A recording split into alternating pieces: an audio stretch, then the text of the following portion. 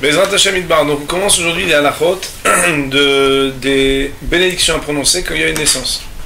Il faut savoir que dans Shulchan Aruch, à l'article 223 du Shulchan Aruch, il y a marqué si une femme enfante un garçon, alors et le mari et la femme doivent prononcer la bénédiction de la Tov Ve'Ametiv. Et donc, si Be'emet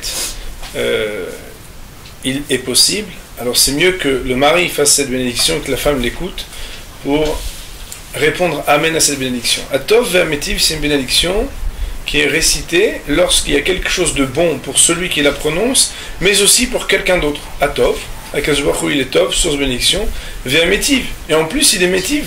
On sait que l'Ehetiv, c'est faire que le Tov, il dépasse celui qui l'a. C'est qui a Tov Ve'Ametiv. Cette bénédiction est prononcée aussi lorsque l'on partage d'autres joies. Par exemple, pas seulement des joies, mais même des réjouissances. On verra peut-être un jour que quand par exemple il y a un vin qui n'était pas présent, enfin avec certaines conditions, on va le partager parce qu'on va le boire à plusieurs et qui n'est pas moins bon que le premier, alors on dira aussi bénédiction de la Tov Ve'Ametiv. Quoi qu'il en soit, donc cette bénédiction, normalement, elle est à prononcer idéalement par un des deux époux, et peut-être principalement le père, qui dit Baruch Ata Hashem Atov Eloken Mecham Atov Ve'Ametiv. L'épouse répond Amen, et si par contre, eh bien, elle n'a pas pu répondre Amen, puisque c'était pas le moment, ou bien elle était endormie, elle était fatiguée, alors à ce moment-là, elle prononcera elle aussi la bénédiction de Atov Ve'Ametiv. Puisque il arrive que durant l'accouchement, eh bien, la femme puisse toucher des parties de son corps qui sont normalement recouvertes, et que normalement cela exige pour pouvoir prononcer une bénédiction ou bien être acquitté d'une bénédiction, puisque vous savez que quand on répond Amen, quand on veut être acquitté, on a le din, la loi qui dit Shomer HaKeraoneh. Shomer HaKeraoneh, ça veut dire très clairement que lorsque Behemet on répond Amen à une bénédiction à propos de laquelle on veut dire Shomer à celui qui entend Keraoneh comme s'il la disait, c'est qu'en réalité, il faut les mêmes conditions pour dire ce Amen-ci et être acquitté que si Behemet on voulait dire la bénédiction elle-même avec le nom d'Akadosh Baruch Hu. C'est la raison pour laquelle il faudrait, pour pouvoir être acquitté de cette bénédiction, pouvoir s'être au préalable laver les mains selon les règles donc, de Netiat Yadayim.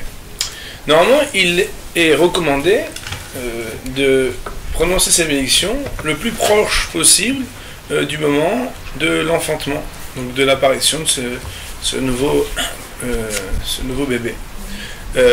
Par contre, si on n'a pas pu le faire immédiatement, parce que des fois, imaginez-vous, le bébé il sort, on dit attendez, s'il vous plaît, ne bougez plus, c'est pas possible. Donc, tant qu'on est encore occupé à cela, alors on peut faire la bénédiction.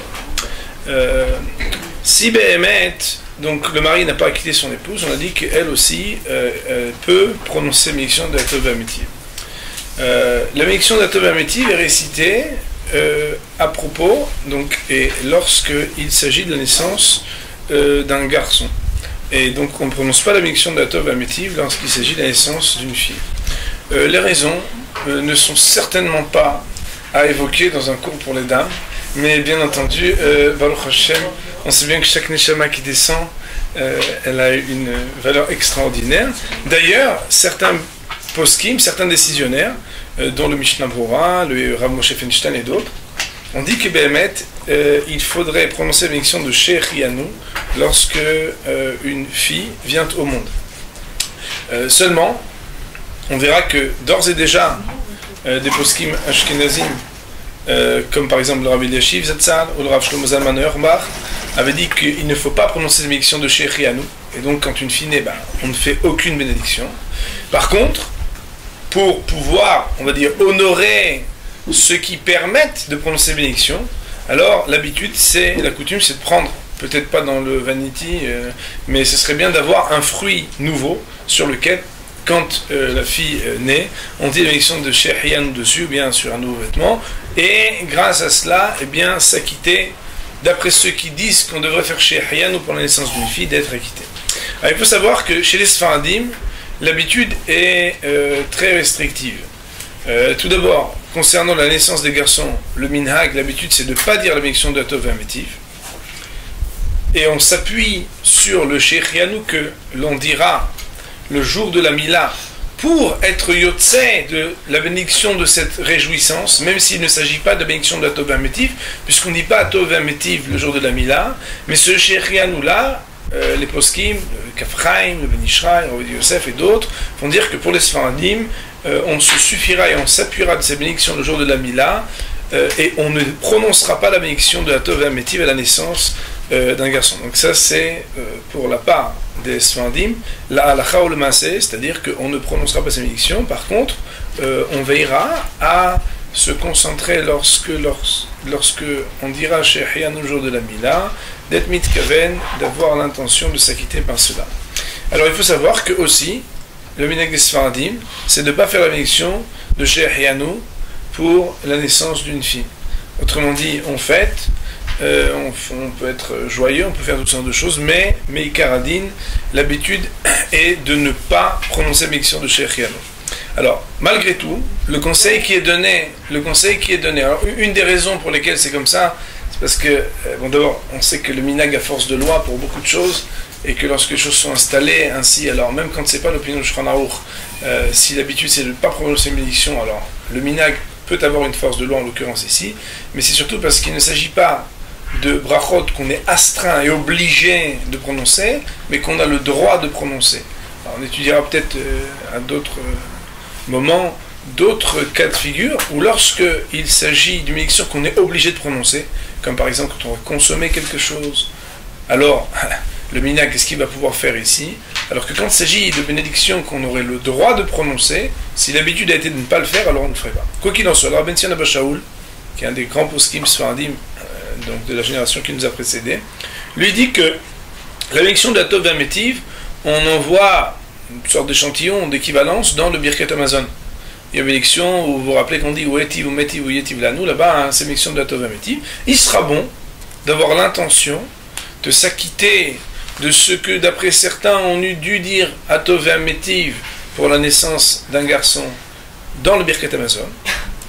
Et il sera aussi recommandé pour ceux qui le peuvent, eh bien d'avoir un fruit nouveau ou bien un vêtement nouveau sur lequel on dira la bénédiction de chez Hiyanou, et en cela s'acquitter, d'après toutes les opinions, aussi celle qui aurait dit que on doit prononcer la bénédiction de chez Hiyanou à la naissance d'une fille. Voilà le tour de ces halachot. Juste un deuxième point qui est important, concernant la bénédiction de Agomel, puisque comme ça on aura vu toutes les bénédictions concernant la naissance. Il faut savoir que d'après Shulchan Aruch, on fait la bénédiction de Agomel Hayvim Tovot chez Gamala Nikolto,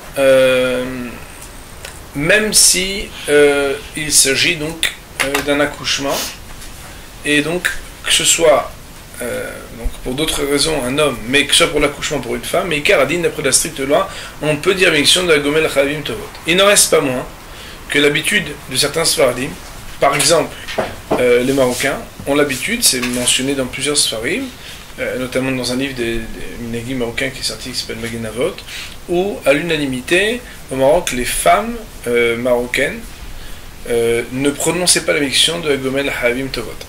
Le Rav Yosef par contre, et bon nombre de Sfaradim disent qu'il n'y a pas de problème que la femme fasse Agomel Hayvim Tovot. Par contre, il faut le faire de manière pudique. Inutile de dire qu'il n'y a pas besoin de cantiler quand on a une femme à bénédiction pour être acquitté, mais surtout on essaiera de faire en sorte que, à part la voix, on ne sache que la raison pour laquelle quelqu'un dit cette bénédiction, on n'a pas besoin de voir cette personne.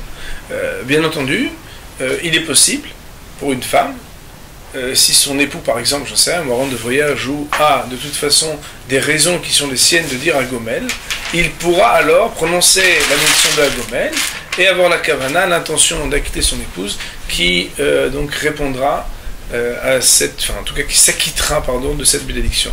Donc la halakha le maaseh, pour bon nombre de Sfaradim, on dit Agomel, on a le droit de dire Agomel Hayvim Tovot, on a sur qui s'appuyer, il n'en reste pas moins que singulièrement pour les Marocains, mais aussi pour certaines autres, on va dire, aïdot, communautés, on a pris l'habitude de ne pas dire le gomel, et donc, bien entendu, si on veut s'acquitter par quelqu'un, on peut, mais l'habitude, c'est de ne pas prononcer la bénédiction du gomel pour les femmes. Voilà le tour des bénédictions concernant la naissance. Baruch Adonai Le'olam, Amen ve'Amen.